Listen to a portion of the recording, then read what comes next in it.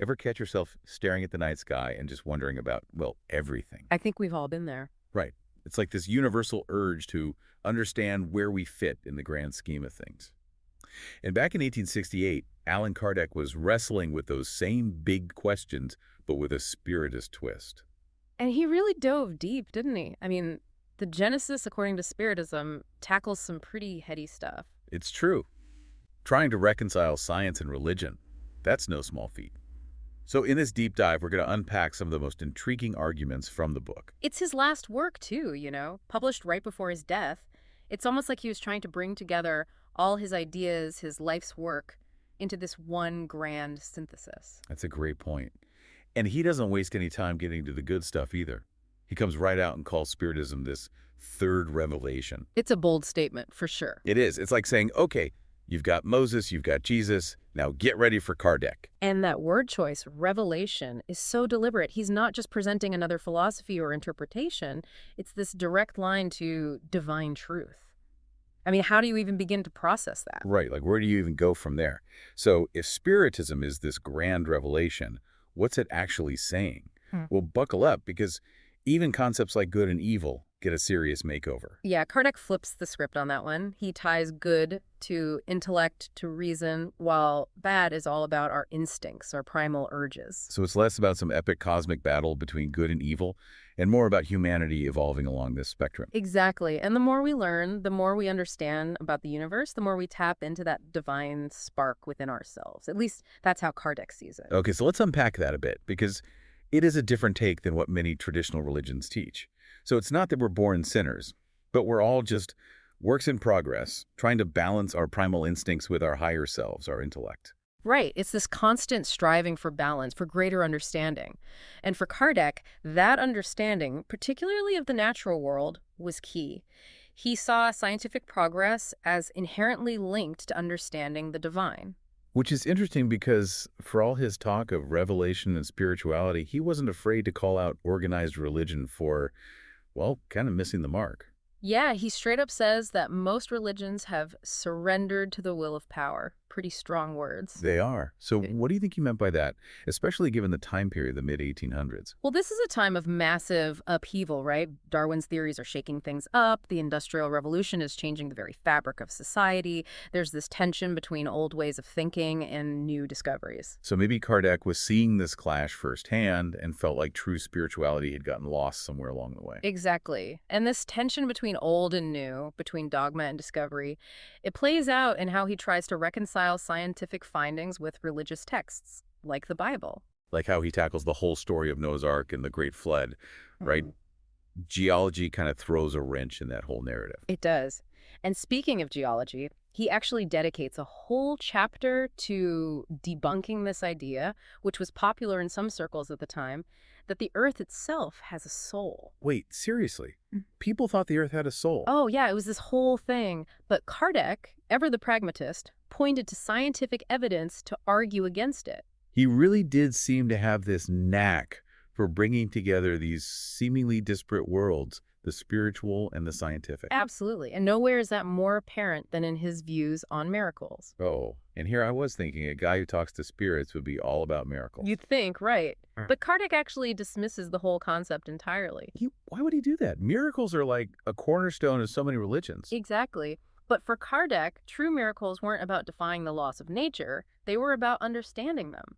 He saw God's laws as perfect and unchanging, no need for divine intervention. Okay, so how did he explain all the seemingly miraculous events that people claim to have witnessed? You know, the kind of things that make you go, wait, what? Well, he attributed a lot of it to natural phenomena that simply weren't understood at the time. Think about it, without a deep understanding of biology or physics, wouldn't a sudden healing seem like a miracle?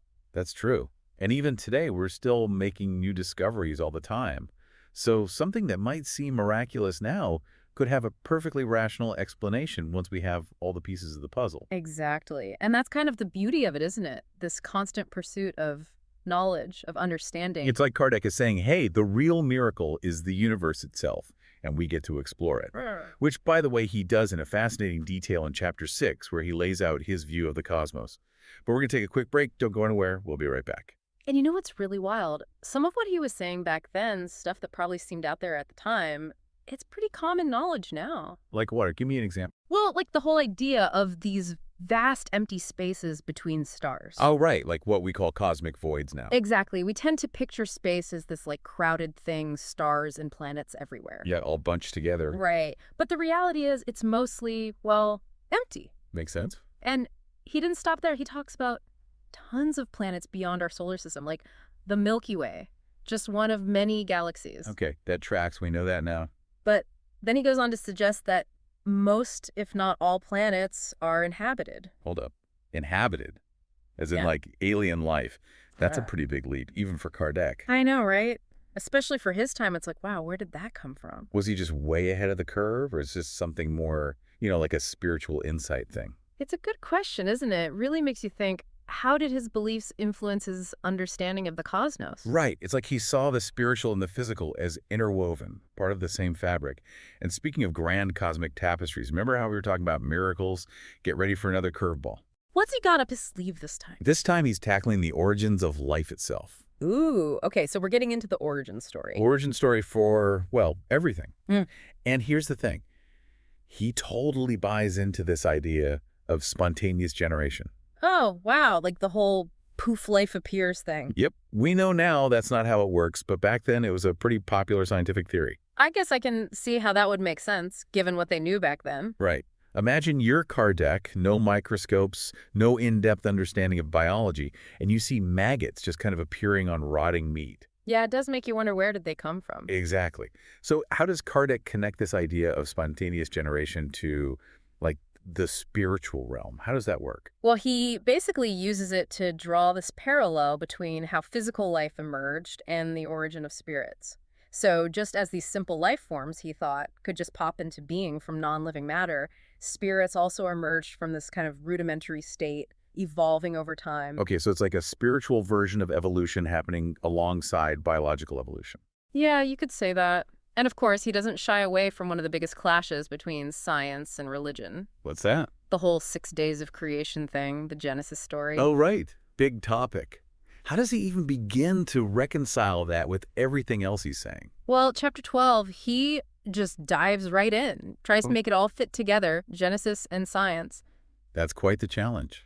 I mean, did he succeed? Is it possible to reconcile those two viewpoints? That's up to the reader to decide, I guess. It's tricky, right? But what's interesting is how he highlights this ongoing challenge. How do you take these ancient texts literally and still acknowledge what science is telling us?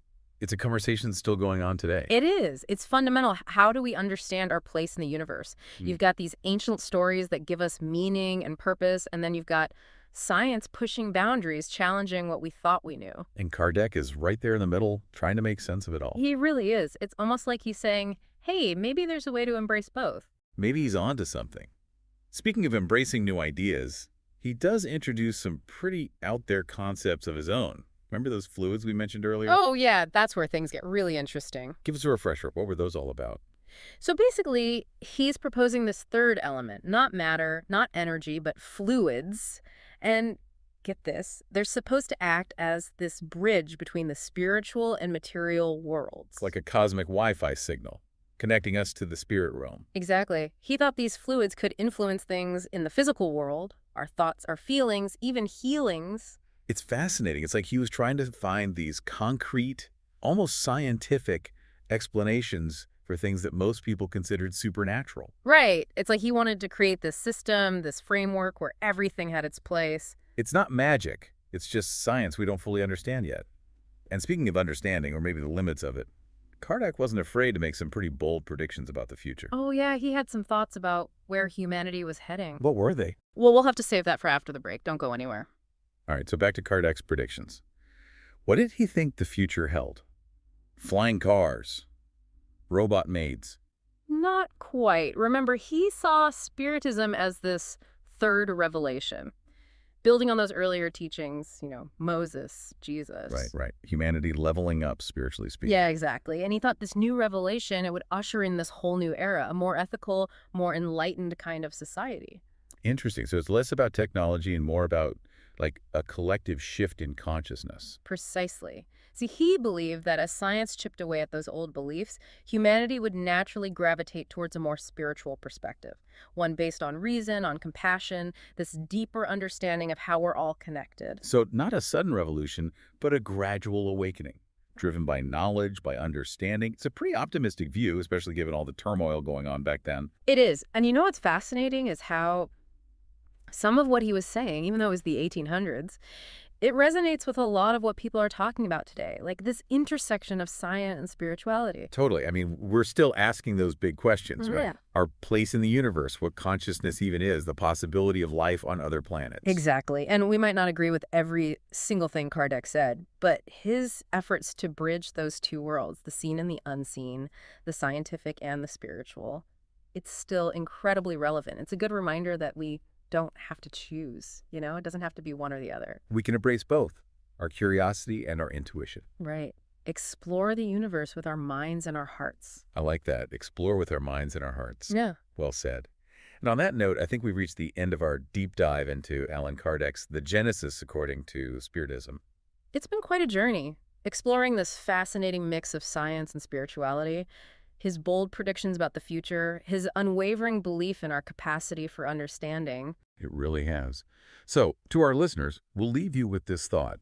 If Kardec were writing today, with all that we now know about the universe, what would his Genesis look like? What new mysteries would he be trying to unlock? What bold predictions would he make about the future? Food for thought. Keep those questions in mind as you explore Kardec's work, and let us know what you discover. Until next time, keep exploring, keep questioning, and keep the conversation going.